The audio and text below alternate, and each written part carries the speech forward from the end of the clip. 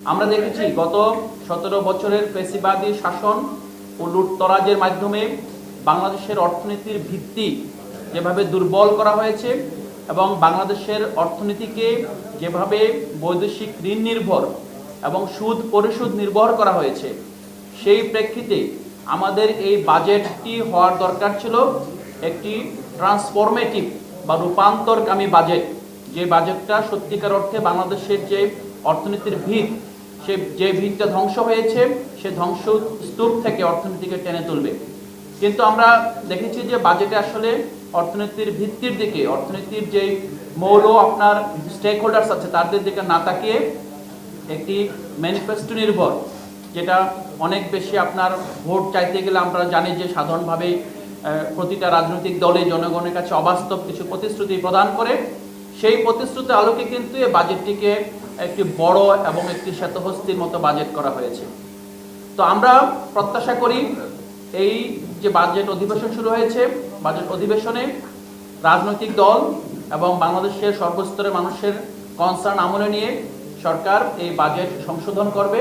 সংশোধন করে সত্যিকার অর্থেই অর্থনৈতিক স্থিতিশীলতা কেবল নয়, অর্থনীতিকে আগামীতে যে একটা $1 ট্রিলিয়ন অর্থনীতিতে রূপান্তর করা, এবং সবচেয়ে বড় যে বিষয় 2024 সালের যে গণ অভ্যুত্থানে যেভাবে কর্মসংস্থান, সুযোগের সমতা এবং একটা বৈষম্যহীন অর্থনীতির ভিত্তির জন্য বাংলাদেশের আপামর জনসাধারণ, বিশেষ করে তরুণ সমাজ লড়েছে, সেই তরুণ সমাজের দিকে তাকিয়ে সেই ডেমোগ্রাফিক ডিভিডেন্ড কিভাবে তার সুফল আমরা গড়ে তুলতে পারি সেদিকে তাকিয়ে যাতে একটি জনকল্যাণকামী এবং একটি রূপান্তরমুখী বাজেট প্রদান করা যায়, সেই প্রত্যাশা আমাদের থাকবে। যার মাসিক ইনকাম 20,000 টাকা, সেও একটা দ্রব্য কিনতে গেলে যেই ভ্যাট দেয়, পরোক্ষ কর দেয়, আবার যার ইনকাম 2 লক্ষ টাকা সেও কিন্তু একই পরিমাণ কর দেয়।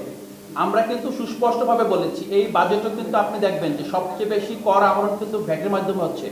কিন্তু আমাদের প্রস্তাব হলো যে আপনি আয়কর এবং যে কর্পোরেট আছে মুনাফার উপর কর, সেটা হবে প্রধান খাত। প্রত্যক্ষ আয়কর হবে আপনার রেভিনিউ উপার্জনের প্রধান খাত, পরোক্ষ কর না। এটার জন্য কি করতে হবে? এটার জন্য আপনার পুরো যে কর প্রশাসনকে ঢেলে সাজাতে হবে। এখন যে এনবিআর আছে, এনবিআর অটোমেশন লাগবে এবং সাধারণ জনগণ কিন্তু সরকারকে ট্যাক্স দিতে চায়, কিন্তু বাধাটা হলো এখানে যাদের কাছে ট্যাক্স দিবে তাদের হয়রানির কারণে এমন একটা সিস্টেম করে রাখা হয়েছে, জনগণ কর দিতে ভয় পায়। জনগণ মনে করে আমি যদি একবার কাঠামোর ভিতরে ঢুকে যাই হয়তো বা আমাকে অডিট দিয়ে অথবা বিভিন্নভাবে হয়রানি করা হবে। এই ভয়টা আমরা কাটাতে হবে এবং আমরা চাইবো যে সবসময় যারা বেশি আয় করে তাদেরকে বেশি ট্যাক্স করতে হবে, প্রোগ্রেসিভ ট্যাক্সেশন চাই, আমরা কোনোভাবেই রিগ্রেসিভ ট্যাক্সেশন চাই না। সবচেয়ে বড় কথা, আমরা যে এই প্রস্তাবটা দিয়েছিলাম যে যারা 4.5 লক্ষ টাকা পর্যন্ত আয় করবে বার্ষিক, তাদের 4.5 লক্ষ টাকা পর্যন্ত করমুক্ত আয় সীমা। মানে কি, আপনার যদি 4.5 লক্ষ টাকা আয় করেন আপনাকে কোনো ট্যাক্স দিতে হবে না, 4.5 লক্ষ টাকার পরে ট্যাক্স দিতে হবে। কিন্তু এখন কি করা হচ্ছে, 3,75,000 টাকা আপনার যাদের আয় করে তারপর থেকে আপনাকে ট্যাক্স দিতে হবে।